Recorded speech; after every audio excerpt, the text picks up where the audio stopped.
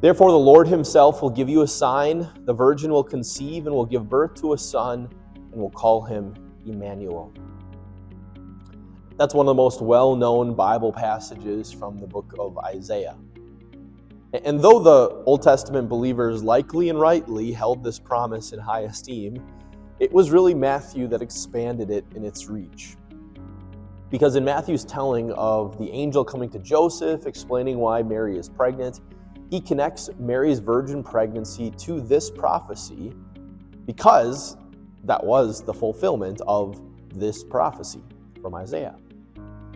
But do you know the context of this passage? Well, here it is. The kingdom of Israel at this time was split into two. Israel to the north, Judah to the south.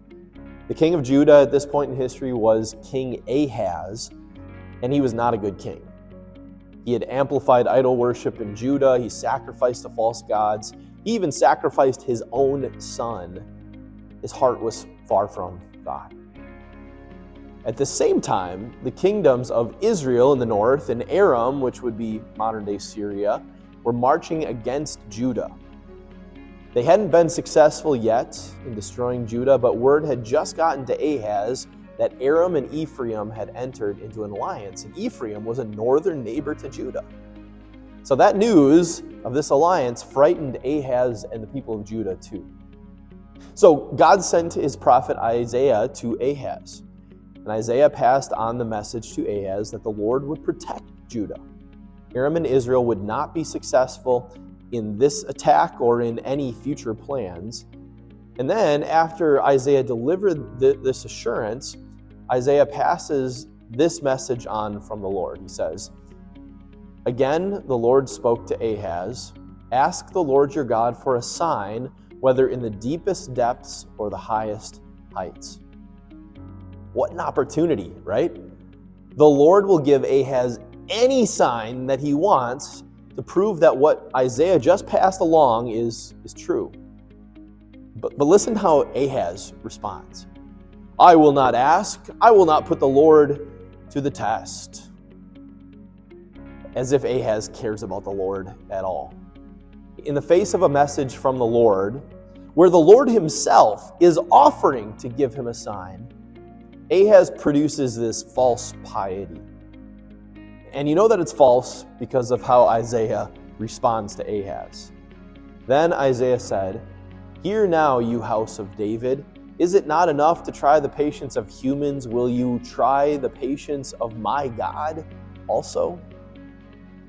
But one of the translations says, "Will you try to weary God too?" God is bringing Ahaz good news, his promise of protection, and Ahaz is even making that difficult. And it's in the face of all of that that the Lord, through Isaiah, gives us the ultimate sign. He says, "Therefore the Lord himself will give you a sign.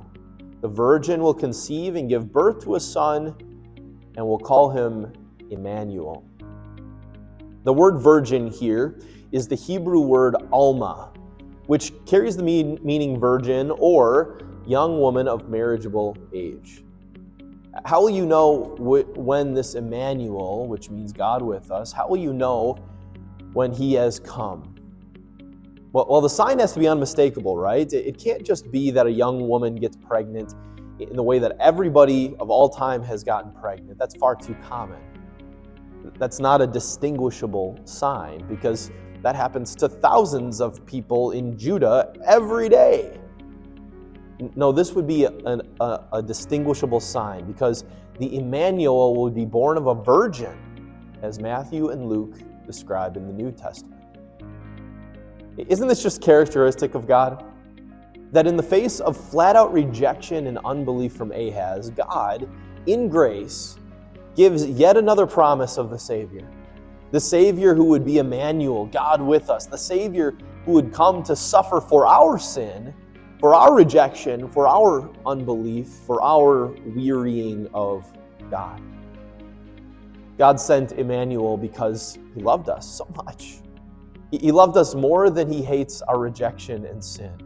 Romans 5 verse 8 says this, "God demonstrates his own love for us in this, while we were still sinners, Christ died for us." It is right for us as Christians to make a big deal of Christmas because at Christmas, God fulfilled his promise. He sent Immanuel. He sent his son.